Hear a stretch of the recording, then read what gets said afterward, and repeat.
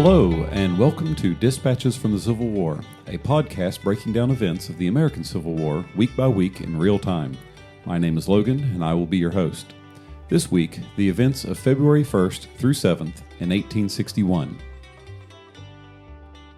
This week, former President John Tyler will lead the Peace Convention, also called the Old Gentlemen's Convention, a desperate effort to compromise, save the Union, and avert any type of armed conflict.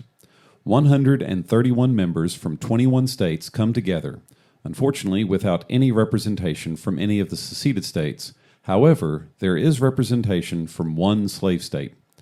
Tyler will address the convention saying, quote, "The eyes of the whole country are turned to this assembly in expectation and hope," unquote. Do they have what it takes to get the job done, or is it too little too late? Time will tell. A likely reason that seceded states had no representation at the peace conference is due to what delegates would have gone there are meeting with a group that has a much different goal in Montgomery, Alabama. This is the initial meeting of the Provisional Congress of the Confederate States of America.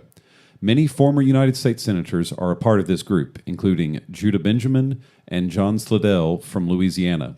Looking into the future, Benjamin will later become Attorney General and then Secretary of War for the Confederate States of America, and Slidell will be involved in what will be called the Trent Affair. But we will get to that hot mess soon enough. On the 5th, a delegate, Christopher Memminger, will call for the establishment of, quote, "a confederacy of the states which have seceded from the federal union." Returning to federal locations, one place that has not been taken over or given up is Fort Sumter in Charleston, South Carolina. President Buchanan dismisses any notion to the idea that the United States will give up its jurisdiction of the fort to South Carolina. Based on previous episodes, I'll wager you didn't think that Buchanan was going to be so definitive.